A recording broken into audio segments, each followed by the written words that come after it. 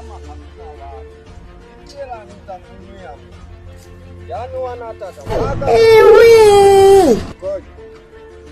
Halo. Bado mke wangu sijapata kiwanja, yaani nimezunguka huko kote. Kila dalali ninamuulizia anasema hakuna kiwanja. Haya, mimi nazidi kuulizia hapo nitakwambia. Sawa mama watu.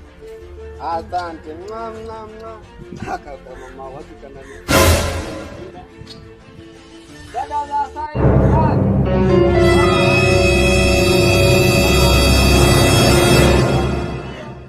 Toka huyu mdume huo.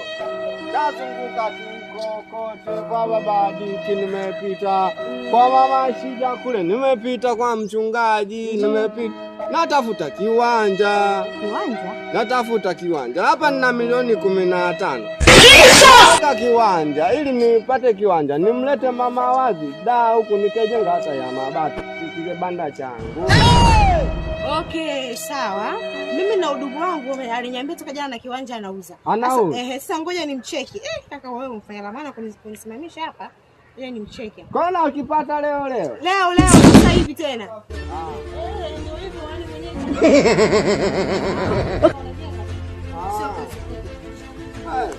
Ona kamlango hapa kona hivi. Nipenda kiwanja kizuri hadi la.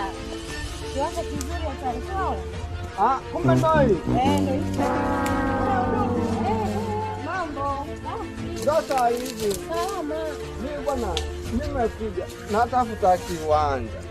Ndio hilo umenipigia simu muda ule. Ndugu wangu ndio kupigia simu. Ndio huyu mtu mwenyewe anashika kiwanja. Sawa. Sasa shughuli yangu.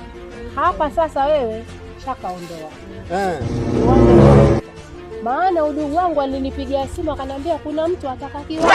Ndio mimi. Tena nikatoka haraka kwenda kuchukua hii tape. Kwa hiyo sasa hapa mambo yasiku mengi. Umefika mahala salama na ile eneo dogo unaoliona mimi ndio nilolini. Yesu! Wote huko mimi niliacha babu yangu.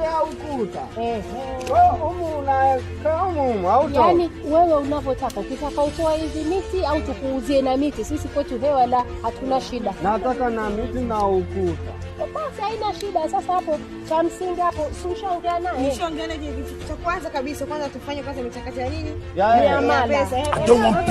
Nipo kwenye simu. Hamna shida, muamala hapo tunakupa nipa namba tu. Anitoa hapa. Problems always. Milioni 15.